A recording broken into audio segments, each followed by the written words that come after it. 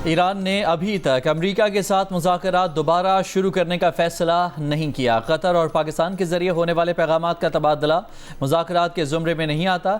Iran के वज़ीर ख़ारजा Abbas Araghchi का कहना है कि ओमान के साथ होने वाली बातचीत आबनाए हुर्मुज़ के जरिए समंदरी रास्ते का तयन पर है।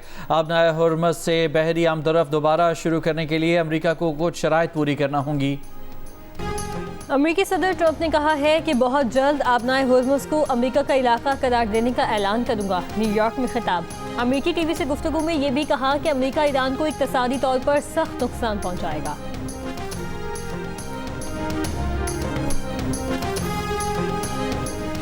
आबनाए हुर्मुज़ को अमरीकी इलाका करार देने से मुतालिक ट्रंप के बयान के जवाब में ईरान के नायब वज़ीर ख़ारजा काज़िम गरीब आबादी का कहना है कि ईरान अमरीका की धमकियों या ताकत के मुजाहरे से खौफज़दा नहीं।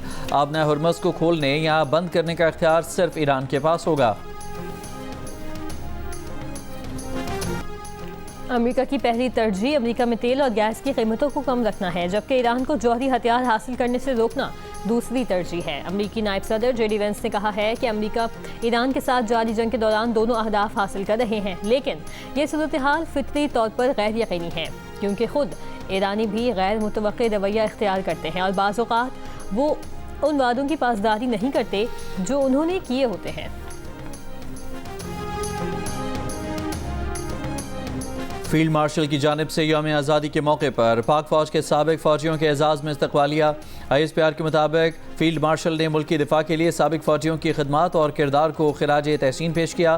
फील्ड मार्शल आसिम मुनीर ने कहा कि पेचीदा सिक्योरिटी माहौल से निपटने के लिए साबिक फ़ौजियों का तजुर्बा रहनुमाई कीमती अदारा जाती है असासा है। साबिक फ़ौजियों ने पाक फ़ौज की क़यादत पर अपने एतमाद का इजहार किया।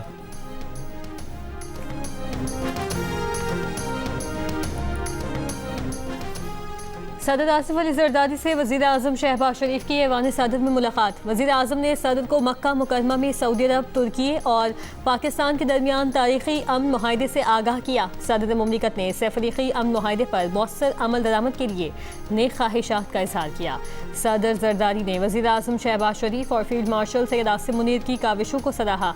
मुलाकात में दाखिली और खारजी उमूर समेत फितनतुल हिंदुस्तान और फितनतुल खवारिज के दहशत गर्दों के खिलाफ कार्रवाइयों पर भी गुफ्तगू। सदर और वज़ीर आज़म का वतन अजीज़ से दहशत गर्दी के नासूर के मुकम्मल खात्मे के आज़म का यादा। सदर का मौजूदा इलाकाई सूरत हाल के तनाजुर में आवाम को रिलीफ फराहम करने की ज़रूरत पर जोर।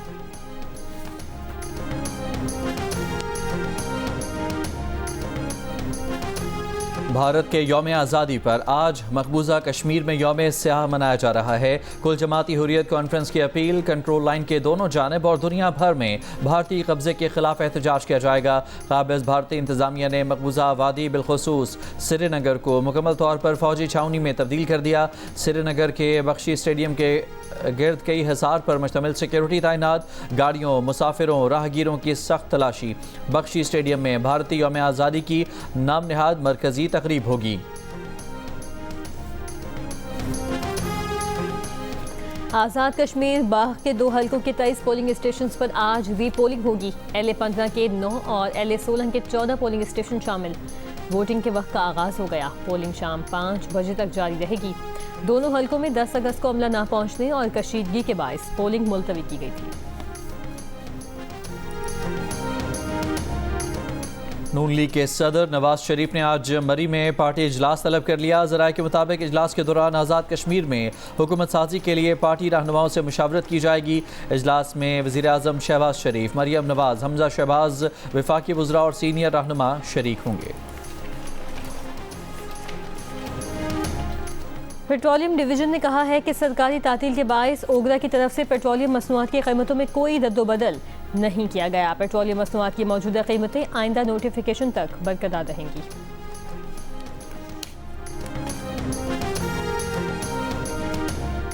हुकूमत ने पेट्रोलियम डीलर्स का मुतालबा तस्लीम कर लिया। काबीना की इक़्तिसादी राब्ता कमेटी ने पेट्रोल और डीजल दोनों पर अलग अलग डीलर्स मार्जिन में ₹1.34 फ़ी लीटर इजाफा कर दिया। पहले ये मार्जिन ₹8.64 था, अब ₹9.98 हो गया। ये इजाफा सार्फिन को पेट्रोल और डीजल की कीमतों में अदा करना पड़ेगा। पेट्रोल पंप ओनर्स एसोसिएशन ने मार्जिन में इजाफे की तस्दीक कर दी।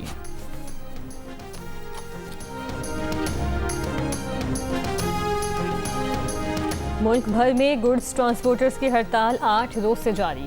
ट्रांसपोर्टर्स का कहना है कि हुकूमत ने मुतालबात मानने से इनकार कर दिया है। ट्रांसपोर्ट इंडस्ट्री से वाबस्ता बुकिंग क्लर्क और मजदूर फाकों पर आ गए हैं। अड्डे वीरान और करोड़ों का तिजारती सामान जूं का तू पड़ा है।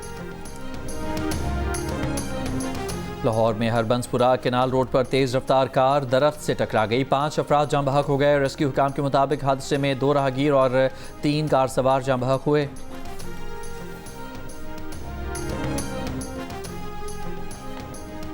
सवाबी में दरिया सिंध में 5 अफराद डूब गए। रेस्क्यू ज़राए के मुताबिक डूबने वालों में बाप और उसके 2 बेटे भी शामिल। तलाश के लिए रेस्क्यू ऑपरेशन जारी।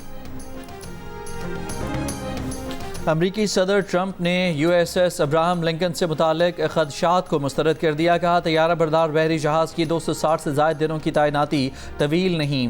तैयारा बरदार जहाज़ इस वक्त या बहुत जल्द रवाना हो रहा है। इसकी जगह इसी नौइयत का एक और जहाज़ तैनात किया जा रहा है। खबर एजेंसी के मुताबिक तैयारा बरदार बहरी जहाज़ 8.5 माह से समंदर में मौजूद है। तैयारा बरदार जहाज़ पर तकरीबन 5000 अमरीकी बहरी एहलकार और मरीन्स मौजूद हैं। फ़ौजियों के अहल खाना और कानून साजों ने जहनी सेहत और जहाज़ पर बिगड़ते हुए हालात के बारे में तशवीश का इजहार किया था। बरतानिया में मुसलसल गर्म और खुश्क मौसम के बायस जंगलात में आग लगने का खतरा बढ़ गया। आग के खतरे के बायस शहरियों को इमरजेंसी अलर्ट जारी कर दिया गया।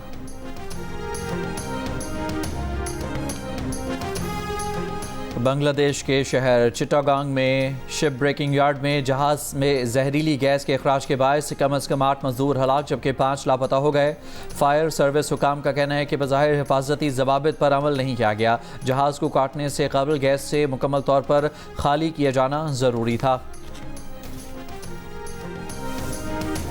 इंडोनेशिया के मशरक़ी इलाकों में 7.7 शिद्दत का ज़लज़ला। ज़लज़ले के बाद दर्जनों आफ्टर शॉक्स। हुकाम का कहना है कि ज़लज़ले से मुतादिद इमारतें मुतासिर हुई। 20 अफराद के हलाक होने की तस्दीक। जानी नुकसान में इजाफे का खदशा।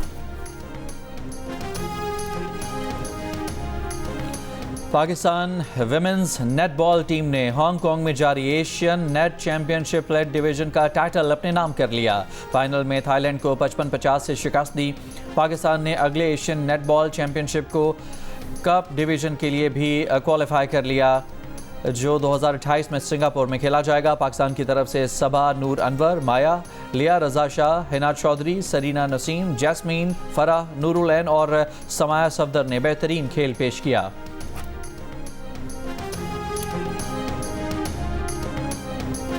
FIH हॉकी वर्ल्ड कप आज बेल्जियम और नेदरलैंड्स में शुरू होगा। पाकिस्तान हॉकी टीम इफ्तिताही रोज़ इंग्लैंड से मुकाबला करेगी। और जियो और बाबर जावेद की ड्रामा सीरियल हमराही अपने इख्तिताम को आ पहुंची। मोहब्बत की इस हसीन दास्तान का अंजाम क्या होगा जानने के लिए देखिए ड्रामा सीरियल हमराही की आखिरी किस्त आज रात 8 बजे सिर्फ जियो पर।